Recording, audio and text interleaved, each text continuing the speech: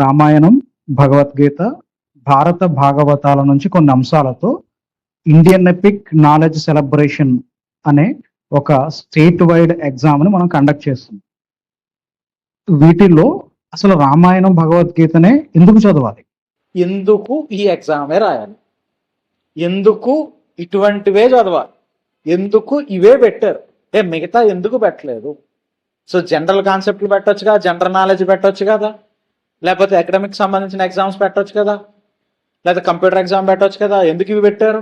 ప్రస్తుతం మనం ప్రపంచంలో బతికేటటువంటిది ఎటువంటి ప్రపంచము అంటే నిరంతరం పరుగులు పెడుతూ ఉంటాం.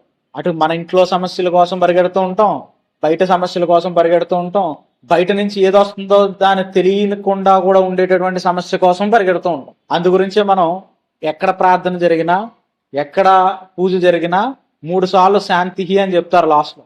3 సార్లు ఎందుకు చెప్తారంటే 3 రకాలైనటువంటి సమస్యలు వస్తాయంట ప్రతి మనిషికి కూడా. ఆది భౌతికము, ఆది దైవికము, ఆధ్యాత్మికము అని 3 రకాలైనటువంటి సమస్యలు వస్తూ ఉంటాయి. ఆది భౌతికం బాడీకి సంబంధించినటువంటి వచ్చేటటువంటి కష్టం, మిగిలినవి దగ్గర ఉండేటటువంటి వాళ్ళకి వచ్చేటటువంటి కష్టం, మూడోది సమాజంలో ఉండే కష్టం. ఎక్కడో యుద్ధం జరుగుతుంది ఈ రోజు, ఆ యుద్ధం వల్ల ఇక్కడ గ్యాస్ ఇబ్బంది అంటున్నారు ఈ రోజున. ఇటువంటి ఇబ్బందులు ఎన్నో ఉంటాయి. తర్వాత అంతకు ముందు ఇబ్బంది పెట్టింది. అలా సమాజం వ్యాప్తంగా అందరికి వచ్చేటటువంటి చాలా పెద్దగా ఉండేటటువంటి సమస్యలు ఉంటాయి. అటువంటి సమస్యలు మన చేతుల్లో ఉండవు, మన పరిధిలో కూడా ఉండవు. అటువంటి సమస్యలను ఎలా ఎదుర్కోవాలి? రెండోది, మన ఇంట్లో వాళ్ళకి కష్టం వస్తుంది, బాగా క్లోజ్, వాళ్ళకి కష్టం వస్తుంది. వాళ్ళకి కష్టం వచ్చినా కూడా మనం బాధపడుతూ ఉండాలి. అవతలకి వచ్చిందే కష్టం కాదు, ఆడి ఇబ్బంది మనం పడుతూ చేసేటటువంటిది కూడా కష్టమే. లైఫ్ లో ఎదుర్కొనేటటువంటి కష్టం, ఇన్ని రకాలైన కష్టాలతో ప్రతి ఒక్కరు ఒత్తిడితోటి, గందరగోళంతో, సవాళ్ళతోటి ఉన్నటువంటి ఈ ప్రపంచంలో అందరూ బతుకుతున్నాం. దీంట్లో ముఖ్యంగా ఎక్కువ ఎఫెక్ట్ ఎవరికి పడుతుంది అంటే మహిళల మీద పడుతూ ఉంటుంది. అన్ని రకాల ఎఫెక్ట్స్ మహిళల మీద పడతాయి.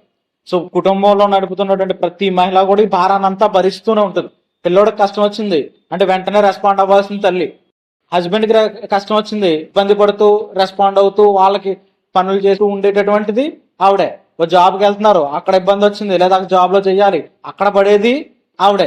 అత్తగారికి వచ్చినా, మామగారికి వచ్చినా, తల్లికి వచ్చినా, తండ్రికి వచ్చినా, ఇంక ఎవరికి వచ్చినా సరే ఫస్ట్ ఎఫెక్ట్ ఎవరికి అంటే ఖచ్చితంగా మహిళ మీద పడుతుంది. అందు గురించి మహిళల గురించి ఇన్వాల్వ్ చేస్తూ ఎగ్జామ్ పెడుతున్నాము. ఇదే విధంగా అదంతా చూస్తూ పెరిగేటటువంటి వాళ్ళు విద్యార్థి, స్టూడెంట్. ఆ ఏజ్ లో కనుక నేర్చుకుంటే చాలా గొప్పగా ఎదుగుతాడు వాడు. అందుకోసం విద్యార్థులు. ఎందుకు అంటే కేవలం విద్యార్థులు కానీ మహిళలు కానీ వీళ్ళందరూ కూడా చదువుకుంటే సరిపోదు, వాళ్ళ ఏదో మార్కులు వచ్చేస్తే సరిపోదు. విద్యార్థుల లైఫ్ లో మార్కులు వచ్చేసినాయి అంటే నాకు అంటే వాళ్ళ లైఫ్ ఏం గొప్పగా మారిపోదు. ఎడ్యుకేటెడ్ బుడ్స్ చాలా మంది ఉంటారు బయట, చదువుకున్నటువంటి వాళ్ళే కానీ మూర్ఖత్వంగా ఉండేటటువంటి వాళ్ళు. వాళ్ళకి ఆత్మవిశ్వాసం కావాలి సమస్యలన్నీ ఎదుర్కోవాలంటే. ఎప్పుడు ఎలా ఎక్కడ ఎలా మాట్లాడాలో, ఎలా నిర్ణయం తీసుకోవాలో కూడా నిర్ణయ శక్తి కావాలి వాళ్ళకి. వాటిని ఎదుర్కొనే ధైర్యం కావాలి. ఆ సమస్యలు ఇంకా వెళ్ళకపోతే నిలబడగలిగినటువంటి సహనం కావాలి. ఈ కష్టాల్లో కూడా తప్పులకు వెళ్ళిపోకుండా, తప్పుడు మార్గాల్లోకి వెళ్ళిపోకుండా విలువలతో బతకాలి. ఇవన్నీ చేయడానికి మనోబలం కూడా కావాలి. ఇవన్నీ అత్యంత అవసరమైనటువంటివి కాబట్టి అవి చెప్పేటటువంటివి కథల రూపంలో చెప్తే మనుషులకి చాలా ఈజీగా వెళ్తుంది. కథల రూపం అనేది ఎప్పుడో మన చిన్నప్పటి నుంచి కూడా మన తాతలు ముత్తాతలు ఒళ్ళో కూర్చోబెట్టుకుని చిన్నపిల్లలుగా ఉన్నప్పుడు ఎన్నో కథలు చెప్పి వాళ్ళకి ఇన్స్పైర్ చేశారు. ఆ కథలు ఎంతో మంది జీవితాలను మార్చినాయి. మీరు ఆటోబయోగ్రఫీస్ చూస్తే ఎన్నో వందల మంది గొప్ప వాళ్ళ యొక్క చరిత్రలు చదివితే ఇటువంటి స్టోరీస్, ఇటువంటి వాక్యాలు ఎక్కడో ఎవరో చెప్పినటువంటి వాళ్ళ మనసును తట్టి లేపడం వల్ల, వాళ్ళ మనసులో గుచ్చుకుని ఉండడం వల్ల అవి అద్భుతంగా మారి వాళ్ళు ఎన్నో మహత్కార్యాలు చేయడానికి ఉపయోగపడ్డాయి. ఎన్నో సమస్యల్ని వాళ్ళు ఎదుర్కోవడానికి ఉపయోగపడ్డాయి. వాళ్ళు చనిపోకుండా నిలబడడానికి ఉపయోగపడ్డాయి. అటువంటి సమస్యలను ఎదుర్కొనేటటువంటివి మన ఈ గ్రంథాలు ఇస్తాయి. చిన్న చితగా వాళ్ళు కూడా కాదు, సాక్షాత్తు బలానికి మనం అందరం పూజించేటటువంటి హనుమంతుడు కూడా నేను ఇంకా చచ్చిపోదామని డెసిషన్ తీసుకున్నాడు. అటువంటి డెసిషన్ రామాయణంలో స్పష్టంగా ఉంది. ఆ తర్వాత ఆ డెసిషన్ అతనే మార్చుకున్నాడు. ఎలా మార్చుకున్నాడు, ఆ సంఘటన ఎలా ఎదుర్కొన్నాడు. చనిపోదాం అనుకున్నటువంటి వ్యక్తి నుంచి మొత్తం అందరికీ ఇప్పుడు నేను చనిపోదాం అనుకున్నా కూడా వెళ్ళి కాళ్ళు పట్టుకుని బతిమాలుకుంటూనో, పూజ చేసుకుంటూనో, స్మరిస్తూనో ఉండేటటువంటి వ్యక్తిగా అతను ఉన్నాడు. ఒక దేవుడిగా ఉన్నాడు. అటువంటి వ్యక్తిగా ఎలా మారాడు అనేటటువంటిది కూడా మనకి రామాయణం చెప్తారు. అటువంటి మహత్తరమైనటువంటి గ్రంథాలు ఇవి. ఇవి కేవలం కథలు కాదు. ఈ మహాగ్రంథాలు ఏం చెప్తున్నాయి మనకి అంటే మనం కష్టాలు ఎలా నిలబడాలి, సరైన మార్గాన్ని ఎలా ఎంచుకోవాలి. ఏదో కష్టం వచ్చిందంటే వెళ్ళిపోయి మందు తాగితే కూర్చుంటే కష్టాన్ని మర్చిపోతాం కదా అని ఒకడు చేయమనుకుంటాడు. సిగరెట్ తాగితే ఒకడు అనుకుంటాడు, డ్రగ్స్కి వెళ్తే ఒకడు అనుకుంటాడు. ఇలా ఎన్నో రకాలైనటువంటి విధంగా వెళ్ళిపోతూ ఉంటారు, మారుతూ ఉంటారు, ఆలోచిస్తూ ఉంటారు, తప్పుడు మార్గాల్లోకి వెళ్ళిపోతారు. అలా కాకుండా సరైన మార్గం ఏది తీసుకోవాలి, జీవితంలో ఎన్ని తీసుకుని ఎలా గెలవాలి ఫైనల్ గా అనేటటువంటిది స్పష్టంగా చాలా క్లియర్ గా అక్కడ జరుగుతున్నటువంటి సంఘటన బేస్ చేసుకుని నేర్పిస్తాయి. అందుకు ఇట్లని చదవాలి. పైగా దేవుడే అనుకునేటటువంటి వ్యక్తి డైరెక్ట్ గా మనిషిగా వచ్చి మనిషిగా పుట్టి గర్భావాసం చేసి మనిషిగా పుట్టినటువంటి రాముడు కృష్ణుడు వీళ్ళిద్దరు మనుషులుగా పుట్టారు కాబట్టి వాళ్ళకి చాలా పరిమితులు ఉంటాయి.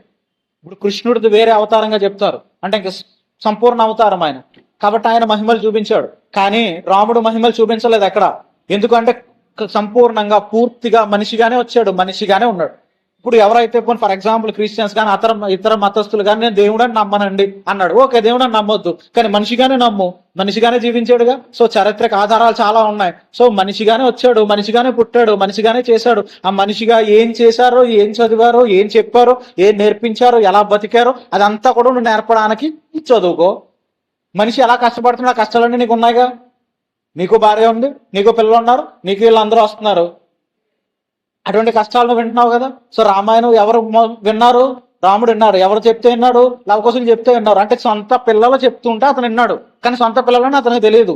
అంతకంటే పెద్ద కష్టం ఏమి ఉంది అక్కడ? అటువంటి కష్టాలు విన్నాడు కదా. సో అటువంటి సమస్యలతో వాళ్ళు పోరాడారు.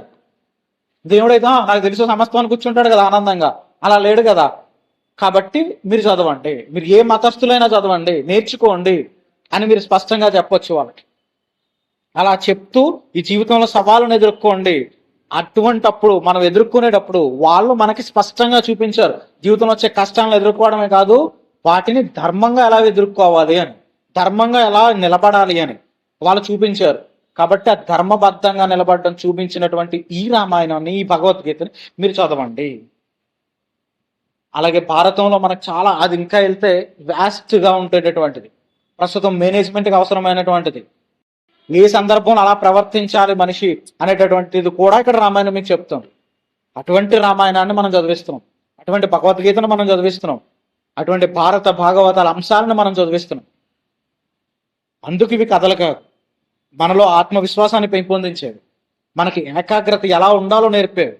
వ్యక్తిత్వ వికాసం అంటే ప్రస్తుతం ఏదో పర్సనాలిటీ డెవలప్మెంట్ చెప్పుకుంటున్నాము, క్లాసులు చెప్తున్నాము అనేటటువంటి విధంగా కాకుండా, వ్యక్తిత్వ వికాసం అసలు ఒరిజినల్గా ఎలా ఉండాలి, ఎలా నిర్మించబడుతుంది అనేటటువంటిది ఇక్కడ చాలా స్పష్టంగా ఉంటుంది. మీరు చాలా డెప్త్ లో చదివితే బాలకాండలో విశ్వామిత్రుడు రాముణ్ణి లక్ష్మణ్ణి తీసుకెళ్లి ఒక మనిషి ఒక శిల్పాన్ని చెక్కినట్టుగా వీళ్ళిద్దరిని చెక్కినట్టుగా సంఘటనలు ఉంటాయి. మొత్తం కథల రూపంలో చెప్తూ, వాళ్ళ వంశం గురించి చెప్తూ, ఇలా రకరకాల రూపాల్లో వాళ్ళకి ఇండికేట్ చేస్తూ, అక్కడ జరుగుతున్న సంఘటనలు చెప్తూ, అక్కడ ఎదురుగుండా ఉన్నటువంటి పరిస్థితిని, ప్రదేశాన్ని కూడా చూపిస్తూ, అక్కడ వాళ్ళకి సంబంధించినటువంటి మనసులో ఏర్పడాల్సినటువంటివి, ఫ్యూచర్ లో జరిగేటటువంటి సంఘటనలకి తయారు చేసేటటువంటివి, ధైర్యంగా ఎలా నిలబడాలో చెప్పేటటువంటి, ఎలా ప్రవర్తించాలో చేసేటటువంటివి అన్ని కూడా చెప్తూ, ఒక గురువు శిష్యుడికి పూర్తిగా ఎలా నేర్పాలి అలా నేర్పినటువంటి సంఘటన అంతా కనిపిస్తుంది మనం. అవి ఇక్కడ నేర్పుతున్నాయి, అవి ఒక మార్గదర్శకాలు, అవి గురువు చేయాల్సింది ఏంటో చెప్పారు, శిష్యుడు ఎలా ఉండాలో చెప్పారు, అటువంటివి కూడా ఇక్కడ ఆ నాయకత్వం ఎలా ఉండాలో చెప్పారు. ఆ వ్యక్తిత్వ వికాసం ఇక్కడ జరిగింది. ఆ వ్యక్తిత్వ వికాసాన్ని ఇక్కడ మనం చదువుతూ నేర్చుకోవచ్చు. అందుకు వీటిని చదవండి. ఆ నాయకత్వ లక్షణాలను నేర్చుకోవడం కోసం ఇక్కడ చదవండి. నేను రాజుని, నేను ఏదైనా చేసేస్తాననే విధంగా ఎప్పుడు ప్రవర్తించలేదు దీంట్లో ఉన్న రాజులు. వాళ్ళు ఎలా ప్రవర్తించారో, ఎవడు అలా ప్రవర్తిస్తాడికి ఏం జరిగిందో అన్నీ కూడా స్పష్టంగా ఉన్నాయి ఇక్కడ. కాబట్టి అటువంటి శక్తివంతమైనటువంటి జీవన మార్గదర్శకాలను ఇచ్చేటటువంటివి ఇవి. కాబట్టి చదవాలి. విద్యార్థులకు బలమైనటువంటి భవిష్యత్తుకు పునాది వేసేటటువంటివి ఇవి. అందుకు చదవంచాను. మహిళలకి జ్ఞానంతో పాటు, నిర్ణయ శక్తితో పాటు, ధైర్యంతో పాటు సమతుల్యంగా జీవిత బాధ్యతలను నిర్వహించేటటువంటి శక్తిని అందించేటటువంటివి. కాబట్టి ఇవి చదవండి, ఇవి నేర్చుకోండి. కేవలం చదివితే గుర్తుండకపోవచ్చు, నేను చదివేశాను అనుకోవచ్చు, కానీ ఎగ్జామ్ రాస్తున్నాను అంటే ఖచ్చితంగా వాడు గుర్తు పెట్టుకుంటాడు, వాటిని అన్వయించుకుంటాడు. అందుకోసం మనం ఈ ఎగ్జామ్ని కండక్ట్ చేస్తున్నాము, అందుకోసం ఈ ఎగ్జామ్ రాయాలి. ఆడు గుర్తు పెట్టుకోవడానికి, వాటిని జీవితంలో అన్వయం చేసుకోవడానికి, వీటిని చదివి గుర్తు పెట్టుకుని అన్వయం చేసుకునే విధంగా ఈ ఎగ్జామ్ని మనం డిజైన్ చేసి ఇచ్చాము.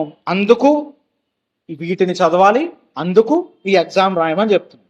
దీంతో పాటు విలువైనటువంటి బహుమతులు కూడా మనం ఇస్తున్నాము. కాబట్టి ఈ అవకాశాన్ని అందరూ వినియోగించుకొని ఇమీడియట్ గా రిజిస్టర్ చేసుకుని వీళ్ళ యొక్క విజయ ప్రయాణాన్ని ప్రారంభించాలని మనస్ఫూర్తిగా కోరుకుంటూ సెలవు. స్వస్తి.